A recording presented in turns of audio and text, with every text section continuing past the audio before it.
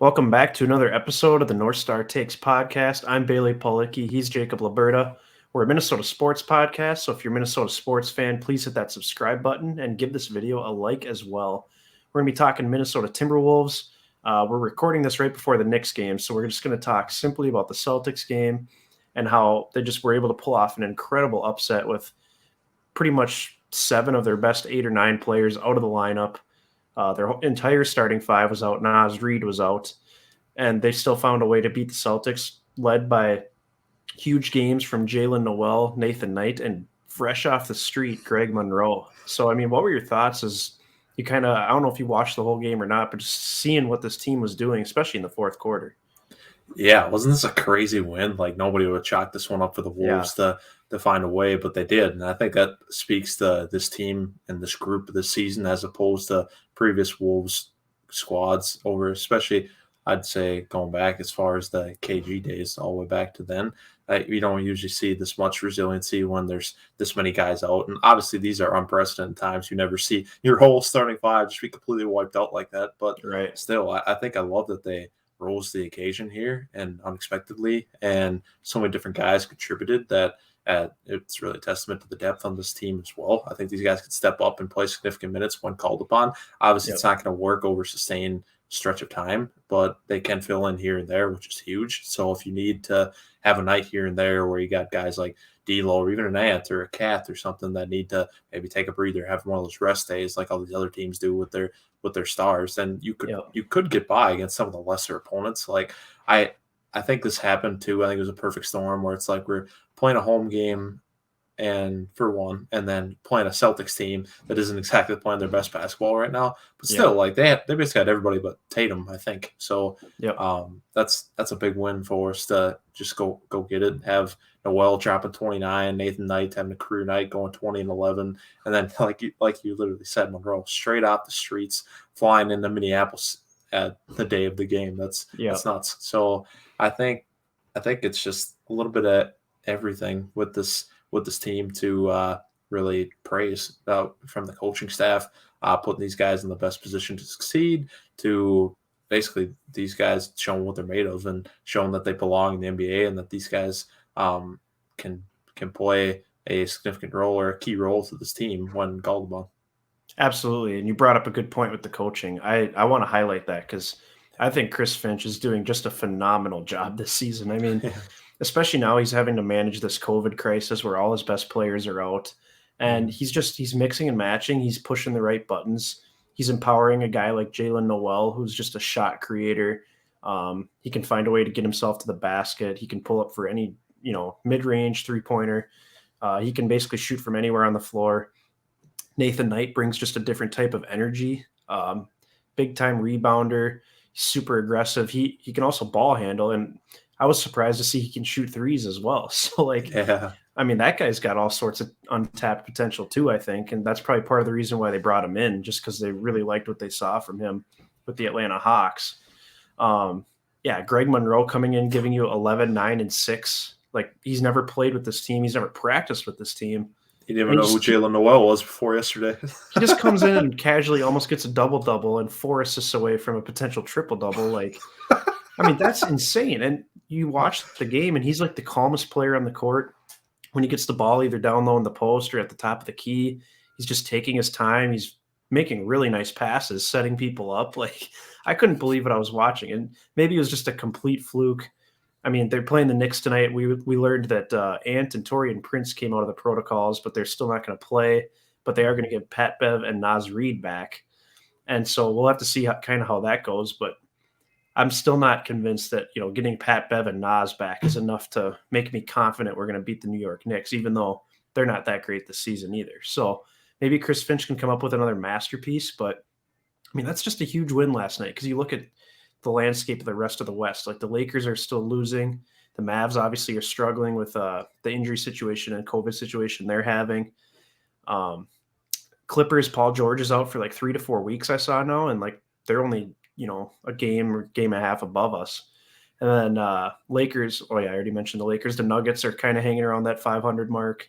So all these teams that are around us haven't been taking advantage of our COVID situation and been pulling away. So like winning last night is huge to kind of keep us in that mix, because now you could potentially drop this game tonight to the Knicks and be okay, because you'll be getting Ant back probably for sure for the Jazz game Friday. Who knows? They're changing their quarantine rules. Maybe you can get Cat and D'Lo back as well by then. So we have a three-day gap here where we could potentially get some help back. So I guess, yeah, that kind of leads into our next topic with Anthony Edwards clearing the protocol. A little disappointing he's not able to play tonight, but I guess definitely a step in the right direction. Yeah, totally. I think it's going to happen in waves, just as it did with these guys going out. It's going to be the same thing coming back in.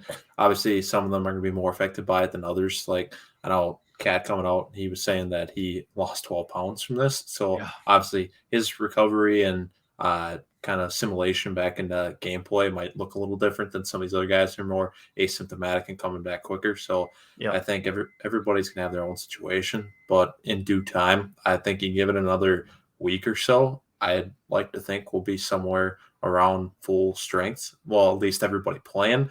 They probably won't be playing the regular minutes quite yet, but that right as we turn into the new year and get into a January stretch where, quite frankly, it's gonna be pretty tough because I think if I remember right, we only play 3 home games, so we're gonna need everybody. So it sucks we're going through this now, but at the same time, you'd like to think then we won't be going through this anytime soon again. So better now. We could stay afloat when everybody else is kind of going through it too. And what's been really nice is the last couple of weeks we haven't had any of those sustained losing streaks. Ever since we clawed back to 500 at what was that, 14-14, I think. Yep. Or maybe it's 15-15, whatever it was. We haven't gone on any of these losing streaks where we go up and down, up and down. Like we've kind of stayed afloat, which is massive. Right. And now you figure if you get everybody back, then you can maybe put together another winning streak. And maybe you can separate yourself from the rest of the pack that were kind of in with all those teams you mentioned, from the Lakers, the Nuggets, the Clippers even. Like, I know they're above us in the standings, Mavericks. You name it. I think we could create some space if everybody gets back and it's ready to go again. Yeah, absolutely. I agree with you. And I'm just pulling up the schedule upcoming here. So you got Knicks at home, which if we were at full strength, I'd totally expect that to be a win. Then you go on a little road trip. You go to Utah and then play the Lakers and Clippers on the road. But Lakers are struggling really bad. Clippers are obviously without Paul George and Kawhi Leonard. So, I think that's a gettable game if you can get guys back. And that's on Monday, January 3rd. Yep. So Utah's obviously going to be a tough game. I wouldn't expect us to win that game, especially without our full strength team. But then after that, you go into a back-to-back with Oklahoma City, at Houston, at New Orleans. That's a nice 4-game stretch there where if we can get guys back, get everyone reacclimated, I think that's a really good opportunity to jumpstart a little win streak there. I totally agree. A good confidence builder, I think, if you can win those 4 games and go into whatever's beyond that. So maybe you can really start stacking wins. Like I said, separate yourself from the standings and take advantage of very winnable, gettable games. So looking forward to that. And by that point, like you mentioned, with the back-to-back with Oklahoma City and then Houston and New Orleans, hopefully everybody will be back close to regular minutes by then, by the time we get to that Oklahoma City stretch there. Because I think at that point it'll be still, I think it's another week or 2, I believe. So yeah, it'd be next Wednesday. Next Wednesday. Okay. So yeah, maybe not that first one, maybe the second half of that. They play that second one on Thursday or Friday? Friday. Friday. Okay. Yeah. Maybe by then you can expect everybody to be back playing their regular minutes and hopefully finding their groove and getting us to a good spot by the All-Star break come February. Absolutely. And I think I saw a tweet from Jared Vanderbilt today. He seemed to be frustrated because I think he thinks he should be out of the protocol, but he's still stuck in the protocol. So I take it he's feeling well. So I'm guessing he's probably on the cusp because you have to get 2 negative tests in a row, I believe, to come back. So that's probably what's holding him up. But so I think he's probably on the cusp of being back soon too. And obviously he's a huge part of our success. And if you can, and I think we saw D'Lo posted an Instagram story. He was running on a treadmill last night. So I don't know if any of these guys are really feeling sick. Maybe Cat is if he's lost the weight, but I don't know. I'm pretty encouraged by this that we've managed to stay afloat. And it seems like these guys have been out forever, but really it started with Ant against the Lakers. But after that, it's really only been about 3 or 4 games where we've really been decimated. So I think we're going to be okay coming out of this.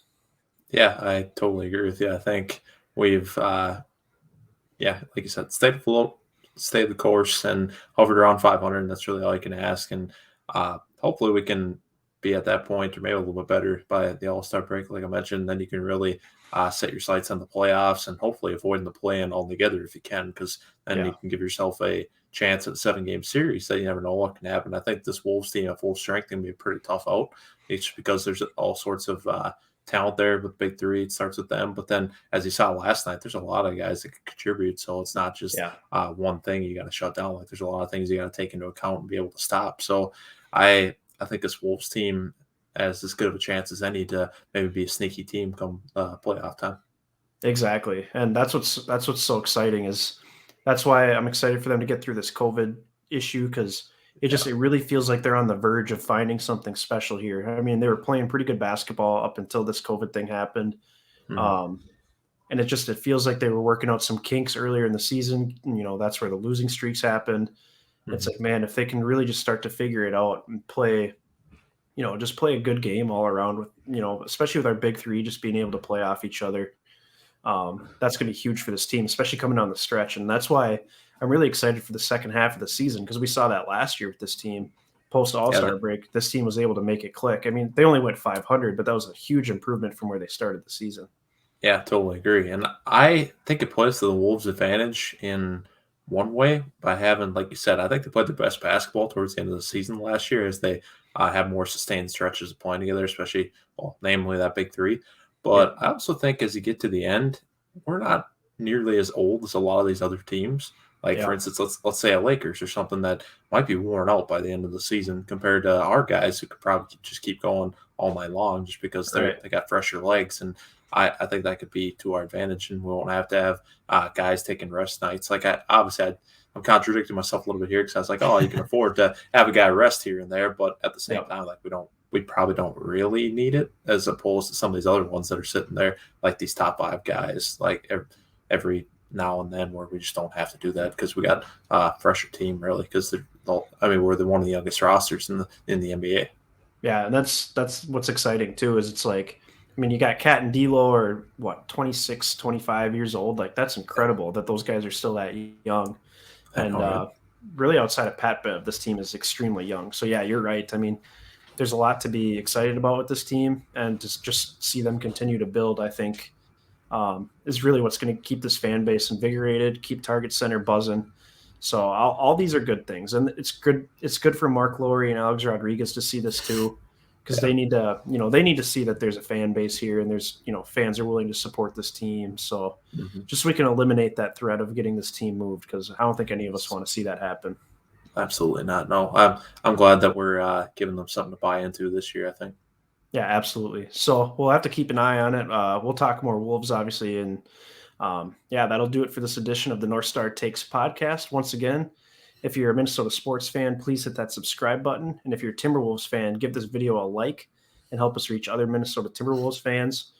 Feel free to give us a follow on both Twitter and Instagram and leave your comments below how you're feeling about this Wolves team, what impressed you the most from last night's stunning victory over the Celtics, and yeah, any other thoughts you have on the Timberwolves. So thanks for watching.